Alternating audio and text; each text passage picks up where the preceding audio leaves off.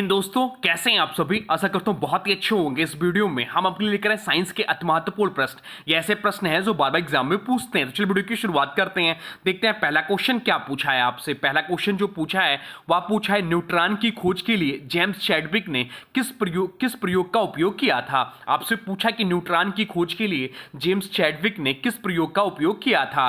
चलिए बताइए right answer क्या हो जाएगा। राइट आंसर कमेंट बॉक्स में लिख दीजिए। तो राइट आंसर जो हो जाएगा वो हो जाएगा ऑप्शन सी, बेरिलियम और बोरान के साथ प्रयोग किया था। ऑप्शन सी इस प्रश्न का राइट आंसर हो जाएगा। जेम्स चैडविक ने 1932 में न्यूट्रॉन की खोज की। उन्होंने अल्फा कणों से बेरिलियम और बोरान पर बमबारी की। इस पर बमबारी से एक अज्ञात कण उत्सर्जित हुआ जिसकी कोई विद्युत आवेश नहीं थी, लेकिन द्रव्यमान प्रोटॉन के बराबर था। इस कण को नाम दिया गया न्यूट्रॉन। इस खोज के लिए जेम्स चैडविक को 1935 में नोबेल पुरस्कार भी मिला। अब चलते हैं अगले प्रश्न की ओर, देखते हैं अगला प्रश्न क्या पूछा है आपसे। अगला प्रश्न जो पूछा है वह पूछा है गुणसूत्र की संख्या और संरचना का अध्ययन करने के लिए सबसे उपयुक्त चरण कौन सा है। आपसे पूछा है कि गुणसूत्र की संख्या और संरचना का अध्ययन करने के लिए सबसे उपयुक्त चरण कौन सा है। चलिए बताइए राइट आंसर क्या हो जाएगा। तो राइट आंसर जो हो जाएगा वो हो जाएगा ऑप्शन सी, मेटाफेज। इस प्रश्न का राइट आंसर हो जाएगा। मेटाफेज में गुणसूत्र कोशिका के बीचों बीच इक्वेटोरियल प्लेट पर व्यवस्थित हो जाते हैं। इस चरण में गुणसूत्र अधिकतम संक्षिप्त और स्पष्ट दिखाई देते हैं,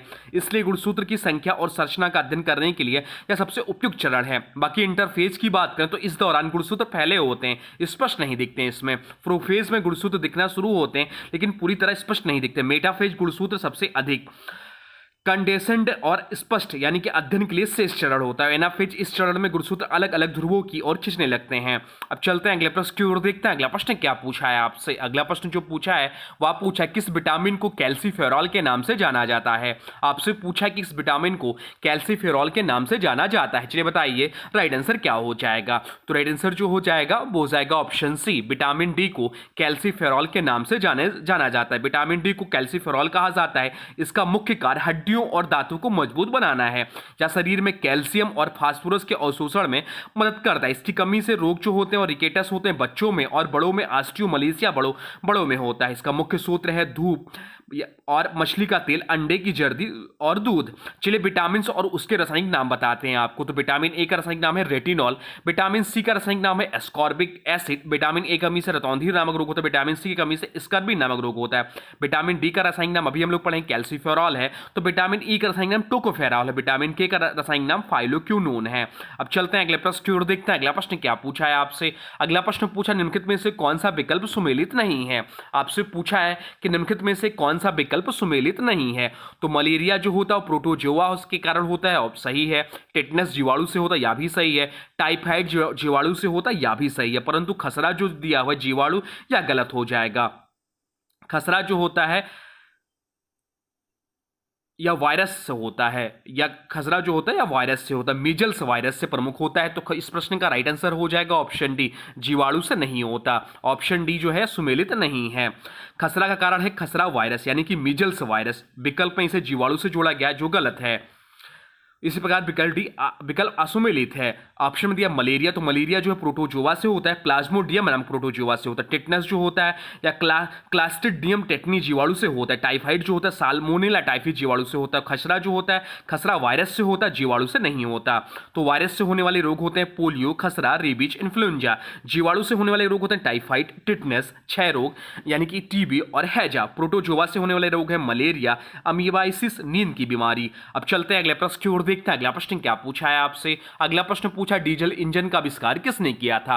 आपसे पूछा है कि डीजल इंजन का आविष्कार किसने किया था। चलिए बताइए राइट आंसर क्या हो जाएगा। राइट आंसर कमेंट बॉक्स में लिख दीजिए। तो राइट आंसर जो हो जाएगा वो हो जाएगा ऑप्शन डी, रुडोल्फ डीजल ने डीजल इंजन का आविष्कार किया था। डीजल इंजन का आविष्कार रुडोल्फ डीजल ने वर्ष 1892 में किया। इसे कंप्रेशन इंजेक्शन इंजन भी कहा जाता है। चलिए प्रमुख आविष्कार और उसके आविष्कारक बताते हैं जो एग्जाम में आपके पूछता है ग्रुप डी के। तो टेलीफोन का आविष्कार अलेक्जेंडर ग्राहम बेल ने किया था। टेलीविजन का आविष्कार जॉन लुगी बियर्ड ने किया था। इंसुलिन का आविष्कार फ्रेडरिक वेंटिंग ने किया था। पेंसिलिन का खोज अलेक्जेंडर फ्लेमिंग ने की थी। डायनामाइट की खोज अल्फ्रेड नोबेल ने की थी। स्टीम इंजन की खोज जेम्स वाट ने की थी। कार्बन डाइऑक्साइड की खोज जोसेफ ब्लैक ने की थी। तो हाइड्रोजन की खोज हेनरी कैवेंडिश ने की थी। ऑक्सीजन की खोज जोसेफ प्रिस्टली ने की थी। तो एक्सरे की खोज विलियम रॉटनजन ने की थी। तो ये सब जो बताया हूं बहुत ज्यादा एग्जाम ग्रुप डी के एग्जाम में सीधे सीधे पूछता है। तो इन लोग को एक बार कॉपी पेन में नोट कर लीजिए और एक दो बार दोहरा लीजिएगा, आपको याद हो जाएगा। अब चलते हैं अगले प्रश्न की ओर, देखते हैं अगला प्रश्न क्या पूछा है आपसे। अगला प्रश्न पूछा है वायुमंडल में ओजोन को मापने के लिए यूवी स्पेक्ट्रोफोटोमीटर का किसने विकसित किया था, बताइए राइट आंसर क्या हो जाएगा। तो राइट आंसर जो हो जाएगा वो हो जाएगा ऑप्शन है प्रोफेसर जीएमबी डॉब्सन। इस प्रश्न का राइट आंसर हो जाएगा प्रोफेसर जीएमबी डॉब्सन ने यूवी स्पेक्ट्रोफोटोमीटर का विकास किया। यह उपकरण वायुमंडल में मौजूद ओजोन की मात्रा को मापने के लिए प्रयोग होता है। ओजोन की मात्रा मापने की इकाई जो है डॉब्सन यूनिट है। इन्हीं के नाम पर इस इकाई का नाम रखा गया। ओजोन का जो सूत्र है वह O3 होता है। ओजोन दिवस 16 सितंबर को मनाया जाता है। ओजोन संरक्षण से संबंधित मॉन्ट्रियल प्रोटोकॉल है। अब चलते हैं अगले प्रश्न की ओर, देखते हैं अगला प्रश्न क्या पूछा है आपसे। अगला प्रश्न पूछा है न्यूटन के किस नियम को गैलीलियो का नियम कहा जाता है। आपसे पूछा कि न्यूटन के किस नियम को गैलीलियो का नियम कहा जाता है। चलिए बताइए राइट आंसर क्या हो जाएगा। तो राइट आंसर जो हो जाएगा वो हो जाएगा ऑप्शन है न्यूटन की गति का प्रथम नियम को गैलीलियो का नियम कहा जाता है। इसे जड़त्व का भी नियम कहते हैं। इसे सबसे पहले गैलीलियो ने प्रतिपादित किया। गैलीलियो ने कहा कोई वस्तु यदि स्थिर है तो वह स्थिर रहेगी और यदि गतिमान है तो बिना किसी बाहरी बल के उसे गति से चलती रहेगी। बाद में इसे न्यूटन ने इसी विचार को अपने प्रथम गति नियम के रूप में प्रस्तुत किया, इसलिए इसे गैलीलियो का नियम कहा जाता है। अब चलते हैं अगले प्रश्न की ओर, देखते हैं अगला प्रश्न क्या पूछा है आपसे। अगला प्रश्न पूछा है कोशिका को एक निश्चित रूप कौन प्रदान करती है। आपसे पूछा है कि कोशिका को एक निश्चित रूप कौन प्रदान करती है। चलिए बताइए राइट आंसर क्या हो जाएगा। तो राइट आंसर जो हो जाएगा वो हो जाएगा ऑप्शन डी कोशिका भित्ति। इस प्रश्न का राइट आंसर हो जाएगा। कोशिका भित्ति एक कठोर बाहरी परत होती है जो पौधों, कवकों और कुछ बैक्टीरियो की कोशिकाओं में पाई जाती है। या कोशिका को निश्चित आकार देती है, कोशिका को संरक्षण और मजबूती प्रदान करती है, जल संतुलन बनाए रखने में मदद करती है।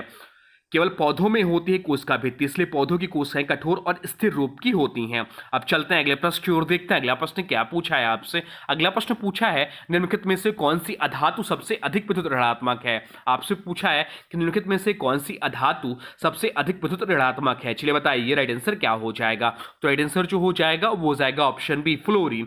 फ्लोरीन सबसे अधिक विद्युत ऋणात्मक होता है। इसका रासायनिक प्रतीक जो है वह F है। परमाणु क्रमांक जो इसका 9 है। आवर्त सारणी में इसका स्थान समूह 17 है।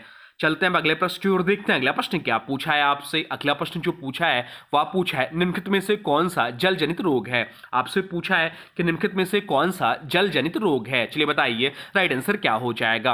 राइट आंसर कमेंट बॉक्स में लिख दीजिए। तो राइट आंसर जो हो जाएगा वो हो जाएगा ऑप्शन बी टाइफाइड जो है यह जल जनित रोग है। टाइफाइड एक जल जनित संक्रमण है जो साल्मोनेला टाइफी नामक बैक्टीरिया से होता है या प्रदूषित जल या भोजन के सेवन से फैलता है। इसका प्रमुख लक्षण है तेज बुखार, पेट दर्द, दस्त या कब्ज या कमजोरी आदि। इसके बचने के लिए स्वच्छ पानी का सेवन और अच्छी सफाई आवश्यक है। टाइफाइड की जांच के लिए प्रमुख टेस्ट जो है बिडाल टेस्ट है। अन्य विकल्पों की बात करें तो मलेरिया जो है मच्छरों के काटने से फैलता है या जल जनित नहीं है। खसरा एक वायरल रोग है और चिकन पॉक्स या भी एक वायरल रोग है। अब चलते हैं अगले प्रश्न की ओर, देखते हैं अगला प्रश्न क्या पूछा है आपसे। अगला प्रश्न पूछा है सोडियम बाइकार्बोनेट जिसे बोलते हैं खाने का सोडा का रासायनिक सूत्र क्या है, यह आपसे पूछा है। चलिए बताइए राइट आंसर क्या हो जाएगा। तो राइट आंसर जो हो जाएगा वो हो जाएगा option C NaHCO3। NaHCO3 sodium bicarbonate यानी कि खाने का सोडा का रासायनिक सूत्र है। यह चीज ध्यान रखिए। चलिए प्रमुख रासायनिक सूत्र बताते हैं आपको। तो सोडियम हाइड्रोक्साइड का रासायनिक सूत्र क्या है। तो सोडियम हाइड्रोक्साइड का रासायनिक सूत्र NaOH। एक पूछता है आपसे कि कार्बन डाइऑक्साइड का CO2 है, कार्बन मोनोऑक्साइड CO है। एक पूछता है आपका एथेनॉल का है। तो एथेनॉल का जो रासायनिक सूत्र है वह है आपका C2H5OH। C2H5OH जो है एथेनॉल का रासायनिक सूत्र है। एक पूछता है आपका सुक्रोज का। तो सुक्रोज का रासायनिक सूत्र होता है C12H22O11 जो है सुक्रोज का रासायनिक सूत्र है। एक आपसे पूछता है एसिटिक अम्ल का। तो एसिटिक अम्ल का रासायनिक सूत्र है CH3COOH। एसिटिक अम्ल का रासायनिक सूत्र है। अब चलते हैं अगले प्रश्न की ओर, देखते हैं अगला प्रश्न क्या पूछा है आपसे। अगला प्रश्न पूछा है किसी तरल का विसरण किस पर निर्भर करता है। आपसे पूछा है कि किसी तरल का विसरण किस पर निर्भर करता है। चलिए बताइए राइट आंसर क्या हो जाएगा। तो विसरण क्या है, डिफ्यूजन। तो किसी तरल या गैस के अणुओं का उच्च सांद्रण क्षेत्र में निम्न सांद्रण क्षेत्र की ओर स्वतः फैलना विसरण होता है। तरल में विसरण की गति मुख्यतः दो कारकों पर निर्भर करती है। किस पर? तो तापमान पर और अणु पर। तापमान बढ़ने पर अणुओं की गति बढ़ती है, विसरण तेज होता है और अणु आकार यानी कि छोटे अणु बड़े अणुओं की तुलना में तेजी से विसरित होता है। तो इस प्रश्न का राइट आंसर हो जाएगा ऑप्शन बी तापमान और अणु आकार पर निर्भर करता है। अब चलते हैं अगले प्रश्न की ओर, देखते हैं अगला प्रश्न क्या पूछा है आपसे। अगला प्रश्न पूछा है सोडियम और पोटेशियम आयन का संतुलन किस अंग द्वारा नियंत्रित होता है। आपसे पूछा है कि सोडियम और पोटेशियम आयन का संतुलन किस अंग द्वारा नियंत्रित होता होता है? चलिए बताइए राइट आंसर क्या हो जाएगा? राइट आंसर कमेंट बॉक्स में लिख दीजिए। तो राइट आंसर जो हो जाएगा वो हो जाएगा ऑप्शन सी, गुर्दे। गुर्दा इस प्रश्न का राइट आंसर हो जाएगा। गुर्दे यानी किडनीज शरीर में सोडियम और पोटेशियम आयन का संतुलन नियंत्रित करते हैं। यह कार्य नेफ्रॉन में होता है। हार्मोन एल्डोस्टेरोन सोडियम का पुनः अवशोषण और पोटेशियम का उत्सर्जन नियंत्रित करता है। यह संतुलन रक्तचाप, तंत्रिका संरक्षण और मांसपेशियों की कार्यप्रणाली के लिए बहुत जरूरी है। अब चलते हैं अगले प्रश्न की ओर, देखते हैं अगला प्रश्न क्या पूछा है आपसे। अगला प्रश्न पूछा है परमाणु के चारों ओर इलेक्ट्रॉन कहां स्थिर होते हैं? आपसे पूछा है कि परमाणु के चारों ओर इलेक्ट्रॉन कहां स्थित होते हैं। चलिए बताइए राइट आंसर क्या हो जाएगा? तो राइट आंसर जो हो जाएगा वो हो जाएगा ऑप्शन बी, कक्षाओं में स्थित होते हैं। परमाणु में प्रोटॉन और न्यूट्रॉन नाभिक में स्थित होते हैं। इलेक्ट्रॉन नाभिक के चारों ओर घूमते हैं और ये कक्षाओं या ऑर्बिटल्स में पाए जाते हैं। इन कक्षाओं को ऊर्जा स्तर भी कहा जाता है। ये होते KLMN। इलेक्ट्रॉनों की व्यवस्था को बोर मॉडल और आधुनिक क्वांटम मैकेनिकल मॉडल समझाते हैं। अब चलते हैं अगले प्रश्न की ओर, देखते हैं अगला प्रश्न क्या पूछा है आपसे। अगला प्रश्न पूछा है अम्ल वर्षा में प्रमुख कारण कौन सी गैसें होती हैं? आपसे पूछा है कि अम्ल वर्षा में प्रमुख कारण कौन सी गैसें होती हैं। चलिए बताइए राइट आंसर क्या हो जाएगा? राइट आंसर कमेंट बॉक्स में लिख दीजिए। तो राइट आंसर हो जाएगा ऑप्शन बी, SO2 और NO2। अम्ल वर्षा का मुख्य कारण है वायुमंडल में सल्फर डाइऑक्साइड SO2 और NO2 यानी कि नाइट्रोजन डाइऑक्साइड का उत्सर्जन। ये गैसें जलवाष्प में मिलकर सल्फ्यूरिक अम्ल H2SO4 और नाइट्रिक अम्ल HNO3 का निर्माण करती हैं। जब ये अम्ल वर्षा जल के साथ नीचे गिरती हैं तो इसे अम्ल वर्षा कहते हैं। इसका प्रभाव क्या है? तो मृदा और जल का अम्लीकरण होता है। फसलों और पेड़ों को नुकसान पहुंचाते हैं। संगमरमर व चूना पत्थर की इमारतों का क्षरण करते हैं। अब चलते हैं अगले प्रश्न की ओर, देखते हैं अगला प्रश्न क्या पूछा है आपसे। अगला प्रश्न पूछा है कौन सा तत्व मानव शरीर में थायराइड कार्य के लिए आवश्यक है? आपसे पूछा है कि कौन सा तत्व मानव शरीर में थायराइड कार्य के लिए आवश्यक है। चलिए बताइए राइट आंसर क्या हो जाएगा?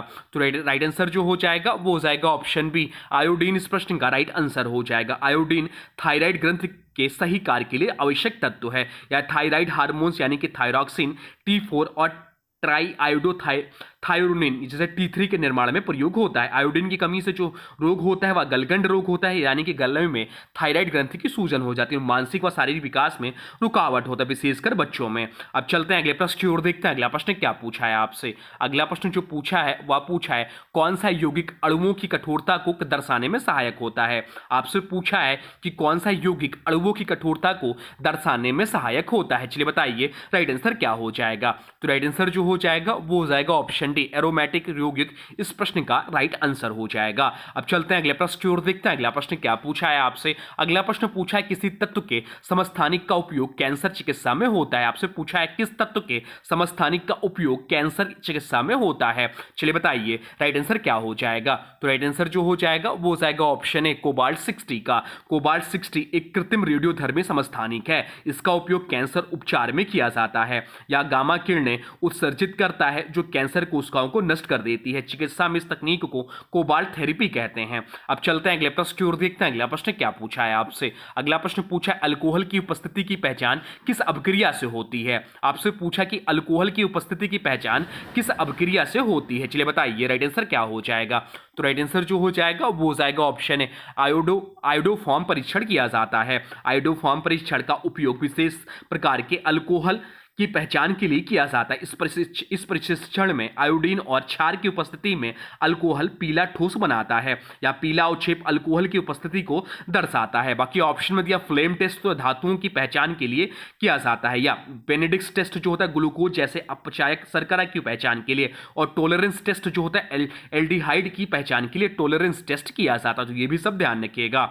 अब चलते हैं अगले प्रश्न की ओर, देखते हैं अगला प्रश्न क्या पूछा है आपसे। अगला प्रश्न जो पूछा है वह पूछा है कैंसर के अध्ययन को क्या कहा जाता है। आपसे पूछा है कि कैंसर के अध्ययन को क्या कहा जाता है। चलिए बताइए राइट आंसर क्या हो जाएगा? तो राइट आंसर जो हो जाएगा वो हो जाएगा ऑप्शन बी, ऑन्कोलॉजी कहलाता है। कैंसर के अध्ययन को ऑन्कोलॉजी कहते हैं। कैंसर के अध्ययन को ऑन्कोलॉजी कहा जाता है या चिकित्सा की वह शाखा है जो कैंसर के निदान, उपचार, रोकथाम और अनुसंधान पर केंद्रित होता है। बाकी ऑप्शन में दिया हेमेटोलॉजी, तो हेमेटोलॉजी में जो करते हैं वो रक्त का अध्ययन करते हैं। भूकंप का अध्ययन सिस्मोलॉजी में करते हैं। प्रतिरक्षा तंत्र का अध्ययन भी ध्यान रखिए इम्यूनोलॉजी में करते हैं। हार्मोनों का अध्ययन एंड्रोक्रिनोलॉजी में करते हैं। तारों और ब्रह्मांड का अध्ययन एस्ट्रोनॉमी में करते हैं। तो ये आपके टॉप 20 साइंस के क्वेश्चन तो बहुत ज्यादा महत्वपूर्ण है। एक एक प्रश्न आपको आना चाहिए क्योंकि यही सारे क्वेश्चंस पूछे जाते जाते हैं, जो क्वेश्चंस लिए जाते हैं ये सेट के ही आपके लिए जाते हैं, पूछे गए क्वेश्चंस होते हैं। अब आज की वीडियो से प्रश्न है, इसका राइट आंसर आप लोगों को कमेंट बॉक्स में बताना है। आज की वीडियो से प्रश्न है, निम्नलिखित में से कौन सी अधातु सबसे अधिक विद्युत ऋणात्मक है। आपसे पूछा कि निम्नलिखित में से कौन सी अधातु सबसे अधिक विद्युत ऋणात्मक है, और इसके बारे में जो भी कुछ जानते हैं वो अभी कमेंट बॉक्स में लिख दीजिए। और हाँ, देखिए अभी तक आपने वीडियो को लाइक नहीं किया है तो प्लीज वीडियो को लाइक कर दीजिए और चैनल पर नए हैं चैनल को सब्सक्राइब भी कर लीजिए। तो